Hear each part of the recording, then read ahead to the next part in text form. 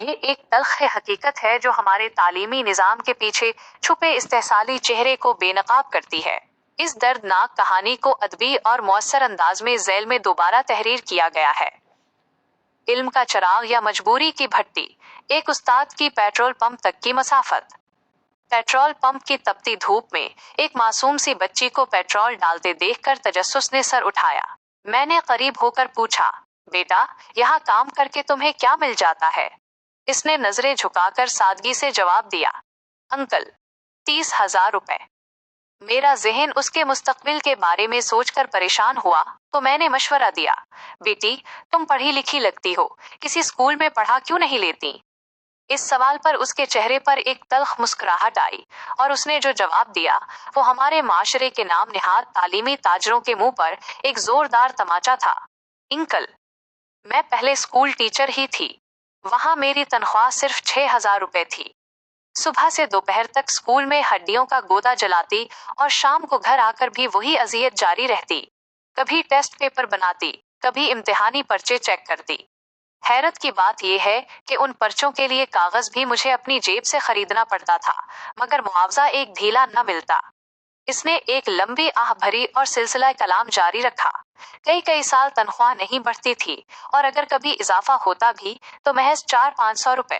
اگر کسی بچے کی اصلاح کے لیے اسے ڈانٹ دیتی تو پرنسپل صاحب والدین کے سامنے مجھے مجرم بنا کر کھڑا کر دیتے کہ وضاحت دو۔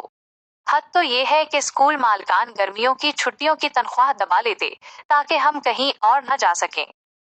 اس کی آنکھوں میں اپنی بیمار ماں اور چھوٹے بہن بھائیوں کا عکس لہرایا۔ میری ماں بیمار رہتی تھی، ان کے علاج کے لیے میں لوگوں سے ادھار مانگتی پھرتی۔ گھر میں سب سے بڑی ہوں، بہن بھائیوں کی پڑھائی کا بوجھ بھی میرے کندھوں پر ہے۔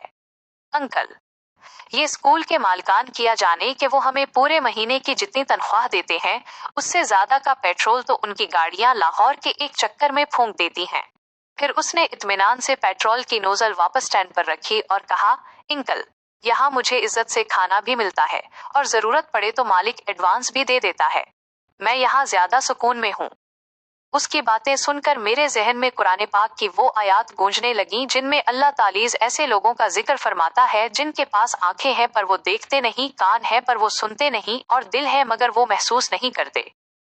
یہ وہ لوگ ہیں جنہوں نے انسانیت کی تذلیل کو اپنا کاروبار بنا لیا ہے اور بے شک ایسے ہی سنگدل لوگ جہنم کا ایندھن بنیں گے۔